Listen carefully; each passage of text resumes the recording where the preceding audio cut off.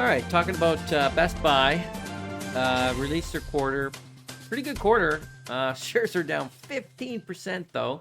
And there was some bad news, of course. It's almost impossible to go down 15% without something bad. Although I think most of it is investors just saying it's not going to get any better than this, and maybe it's just, step off before things do go down. Although I completely disagree with that. I'll say that up front, and I'm going to go over that in this video in more detail. But the bottom line is, look, it was a pretty good quarter. I do not think it's the best. I don't think it's the top. Okay, so let's start with the bad news. Same store sales were only up 2%. It was pretty light. I would have expected more. Last year was a very tough comp because it was, everybody was buying online, and they did a great job. And so they had a tough comp coming into this year. So 2%, I still would have thought, we're still coming out of the pandemic. People are feeling better. In fact, holiday sales are supposed to be going up. Now this is Q3, not Q4. Their Q4 is January, by the way.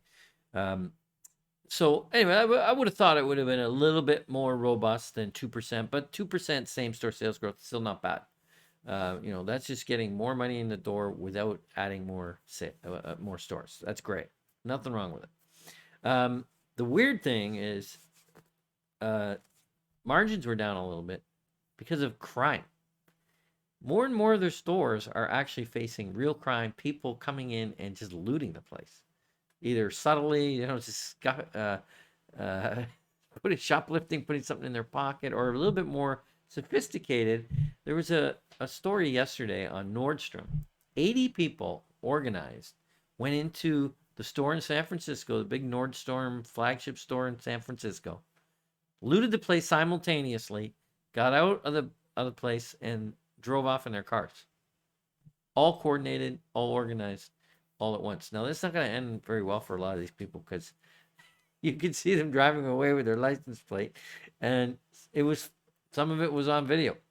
Some of those people are going to get caught, and they'll probably leak and rat out their co-conspirators there. But I can't believe this is the world we're living in. But it's true. And Best Buy said they've seen an uptick in crime. And I mean, I've been doing this for over 20 years. I don't remember once going over a quarter and going, oh, gee, I got to think about the crime rate.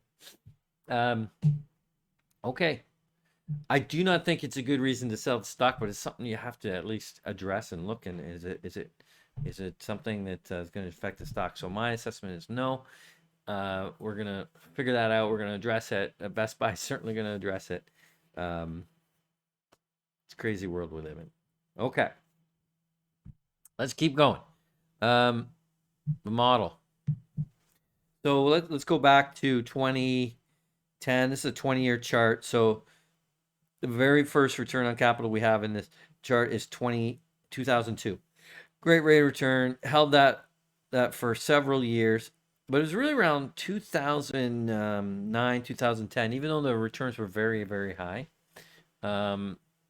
Investors were starting to sniff out that Amazon was going to take a big chunk of their business. And you can see the returns started coming down a little bit more and a little bit more. And then by 2014, I mean, they plummeted to 11%. Okay, so that's why you see this big drop.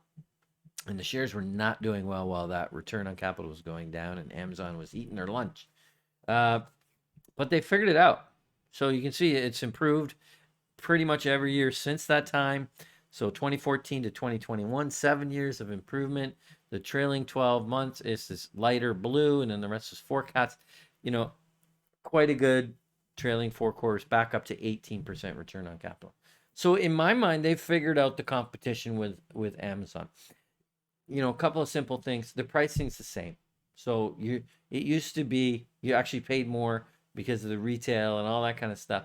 They obviously got away from that and just said, well, we have to be competitive pricing wise, because people just come into our store. It's like literally this was happening.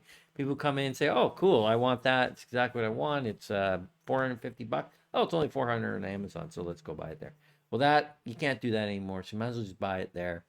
They also have online presence now, very good for their niche. They're not Amazon and doing everything, but for electronics and their store format, they're just as competitive. The website's great.